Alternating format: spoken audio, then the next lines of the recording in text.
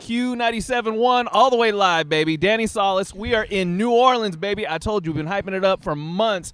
All the way live from the site of WrestleMania 34. And I have got a bona fide certified champion. We have got NXT Women's Champion, Ember Moon, in the building. What's happening?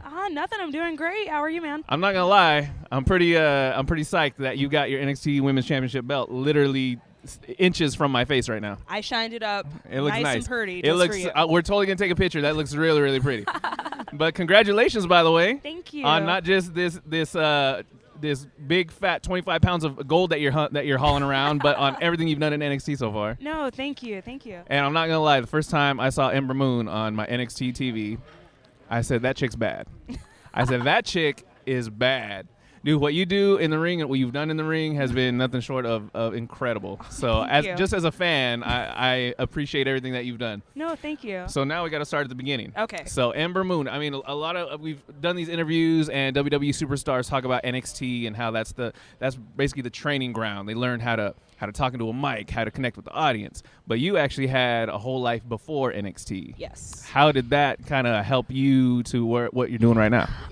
You know what? It's crazy because when I was younger, I got into wrestling like as a fan because I was maliciously bullied as a kid. Oh, shit. And I remember the only person to ever stick up for me was a huge WWE fan. And I remember going to her house for the first time for Thursday Night SmackDown back in the day. Thursday nights. And she introduced me to this whole other world of all these characters that stuck up for themselves, and I was like just immediately drawn and sucked into the world. So flash forward, oh my gosh, maybe 10 years. And, I hopped into a wrestling ring for the first time. I was like, man, I'm going to do this and see what happens. And I fell in love with it. Like, there are things you do for the first time.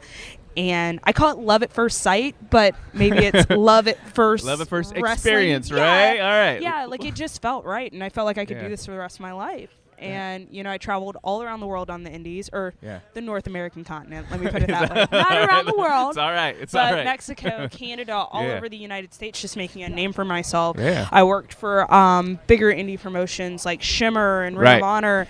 And it was just, every time I got in the ring, I fell in love, like all over again. It was just right. It was... I don't know. It was just for me. So in the back of your mind, I mean, obviously you were loving what you were doing, traveling all over the place, but in the back of your mind, were you like, you know what? WWE, that's where I got to end up. Yeah, that was always the goal. Like falling in love with like Lita and Trish and Beth Phoenix and Natalia and The Rock and Stone Cold. I could go on and on. Hey, I'm like you. I'm a child of the Attitude Era too. I know, and I seriously have had these conversations, and I hate people who bash the Attitude Era because it is literally that's just what we grew up with. Yeah, and me too. It's all subjective. There's nothing wrong with it. It's just different. Right? That's it. Right, it's all subjective, but it's like it's part of your, like you said, it had held a special place for you because of what you were going through, and I feel you 100%. Like it's crazy because like even then, I don't know, like that was always a part of what I wanted to do, and it was like, I want to be on TV, I want to be a part of WWE, and I want to do all the stuff the guys do, right? And just. But with you, I'm sure it wasn't just I want to do that. It was like, you know what, I can do that, and I have been. Like I remember. Right after I graduated from high school, I went to college for a year, played college soccer, love soccer. Nice. And I just remember, like, I'm going to do it. I can do it. Like, I looked up a school, found a school that was local with General Skandar Akbar, for those that know. Yep. And, man, like, just clicked. Yeah, that's crazy. Clicked. Like, you were like, I belong here. This is it. Yeah, I found it. This right? is the forever job. Like, I went to college for 6 years, but I fell in love with sports entertainment. Yeah. Hey, everyone has their own path, right? Yes, right. You just took a little, and honestly, went to school for 6 years. There's nothing really to be upset about that, right? Yeah. So from the time you're doing the indies, how did you make the jump to NXT? Who saw you? Who did you talk to? I was actually like kind of in and out of I guess being looked at, if that makes sense. Okay. So when they have scouts basically? People not really scouts. So I remember they had an open tryout at FCW, and I managed to get an invitation for that. So I came, got looked at, and you can watch this all on the WWE Network. They nice plug right there. Yeah. But they actually did like a 15-minute documentary on kind of like not all the details, but a quick little shot of my journey. And I remember getting back my little tryout packet. I was like so pumped, read the letter, and it said doesn't have diva look. because at that time it was around 2007, 2008. So I was 19 or 20 at that time. Right. When the Divas title still existed. Yep. Divas title. Yeah. And like, I just remember, all right, fine, I'm going to get a diva look. And it just wasn't me. I got extensions. I dressed cute. And it just wasn't me. It wasn't Ember Moon, you know? And then flash forward to 4 tryouts, 3 tryouts later, you know, here I am. I got signed for me. Right. And it's crazy because I did a lot of crazy stuff on the indies. I have no good reason to say why I did it, but I did it. But it got you noticed. Maybe that's a good enough reason, right? Yeah, but you know, I also do the Eclipse too, you know? Right, which is one of the most dynamic moves. Again, like Ember Moon just said, go on WWE Network and look up her name. Check out just the finishing move alone is enough to sell a ticket. Yeah, for those that don't know, it's a top rope diving corkscrew stunner. That's crazy. Isn't that crazy? That's crazy. It's a lot of words. Right? How you even come up with something like that? You know what? Actually, I didn't create it. A friend of mine did, and when he retired, I asked him to teach me how, and 3 months of pain trying to figure it out, I kind of got it down, and then now I perfected it. Nice. So you got the torch passed to you and you improved upon it. Oh, yeah. Yeah, I dig it. All right, well, we cannot talk about the career of Ember Moon without talking about your epic, ridiculous matches in NXT. One of which against Asuka in Asuka's last NXT match before she moved over to Raw. Yes. Was that Brooklyn? Takeover Brooklyn? Brooklyn 3. Man, that was ridiculous. Coming out of that, I mean, what were the emotions? Just going in the back locker room from everybody watching it. Coming out of Takeover Orlando, where Asuka had to cheat to win, push the ref into the ropes.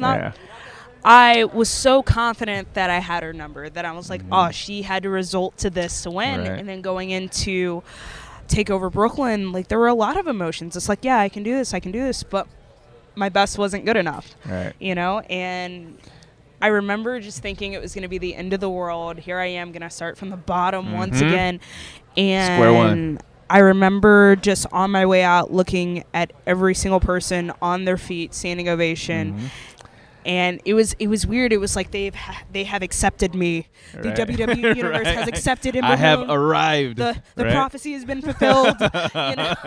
That's tight. And it was crazy, and it was such an overwhelming like emotion. Like I was mad, I was sad, but I was ecstatic, and like I was like. You just described every WWE fan: mad, sad, ecstatic, right? Exactly. But like their energy was so powerful that I just didn't like. I don't know, like it wasn't like all tears afterwards. Yeah, I was upset. Yeah, you know, losing isn't the best. Right. But like I knew if there was something for me moving forward, and if I had to start at the bottom, I was going to do it for them, for all those people that had faith in me that I could beat Asuka. Right. So it was crazy. And fast forward a little bit, you're holding championship gold. Oh yeah. Right? Oh yeah, that's nice. I dig it. So I want to talk about what happened this last January. Okay. So you were part of the first ever women's Royal Rumble match. Yes. So how was that when they told you, hey, you know what? You're totally going to be making an appearance. So fun fact. Tell me. Here we go. Here you go. A lot of people don't. Well, I don't think anyone really knows this. They told me right after my match with Shayna on my way to medical to get my arm checked out. Oh, shoot. Okay. So they were like, hey, Ember Moon, just to let you know, you're going to be in the Royal Rumble tomorrow. And I'm sitting here. This arm is like dangling. And I'm like, no, I'm fine. That's it. So I remember, like, they took me to medical, right? And they're filming me walking to medical, and I'm just angry. I'm so angry. I'm like, how am I supposed to do this with one arm? And are they going to let me? Are they, you know? And then, like, I just remember, like, they shut the door in medical, and I just sat there, and I was like, I'm going to do it. I don't care what they say. I don't care what they say. I will go in a full body cast. I will be in that Royal Rumble. Not stop me from doing the first ever women's Royal Rumble. Yeah. Like, it's man, like as a kid, like watching the Attitude Era and stuff like that, like it's never something I thought would ever happen. Yeah. You know, and I think when every little girl goes to sleep at night, they dream of changing the world in some aspect. And that was such a huge step. There's so many firsts that have been done in WWE. And I was afraid I wasn't going to get to be in any. Right. And when they told me that with one arm, I was like, no, this is fine. I will be the first ever one-armed woman to be in this Royal Rumble match. I will be the first ever one-armed woman to headline WrestleMania, you know? Right. And I wasn't missing out on that opportunity. Yeah. But it was so awesome to be able to share a locker room with my idols, Trish, Lita, Beth Phoenix. You know, I like hung on the hip of Beth Phoenix, Vicky Guerrero. Man, like just all these amazing women, future legends that have changed women's wrestling for the world, and to be able to share a locker room with not only people that I watch, people I idolize, people that I mimicked as a kid. It's crazy. Totally. You know? And you know what? I know we got limited time, but I'm sorry. Well, no, they're counting me down. But I definitely want to talk about this match you had with Shayna Baszler. Yes. Holy smokes, she is a beast. Yeah. This is gonna be NXT Takeover going down. WWE Network. Subscribe if you haven't already. So it's gonna be Ember Moon versus Shayna Baszler for that NXT Women's Championship. Yes. Have you ever faced anybody like Shayna Baszler? No. Crazy, right? I can confidently say that Shayna has a MMA background.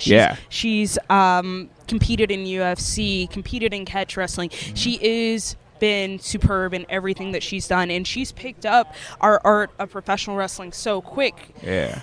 And it's scary, but at the same time, I'm not gonna let her come into my house and push me around. Like, I am NXT. We are NXT, and I mean that with every single word. And you're not gonna take shortcuts. I went the long path here. Yep. And tomorrow night at Takeover, I am going to break Shayna and show her what being the NXT Women's Champion is all about. Yeah, look at that. Some tough words right there. Ember Moon. One quick question too. Yes. How do you wrestle with those contacts? What? How do you wrestle What are with you talking about? I invoke the moon and it goes into my eyes. What are you talking about? I scratch that question. How do your eyes do that when you invoke the moon? Oh, you know what? You know, speak a lot of prophecy, maybe a little witchcraft, maybe a little energy from the WWE universe, and bam. And I will say this: here's hoping that sometime in the future that you get Asuka's number, because it just seems that that's the one. That's your white whale. You know, it's crazy because a part of me really wants Charlotte to beat her at WrestleMania on Sunday, but then a part of me wants Asuka to win so I can be the one. There it is. Ember Moon, all the way live. Make sure you check out NXT TakeOver Saturday night, WWE Network. Obviously, WrestleMania this Sunday on WWE Network. Ember Moon, I appreciate the time. You are awesome. No, thank you so much.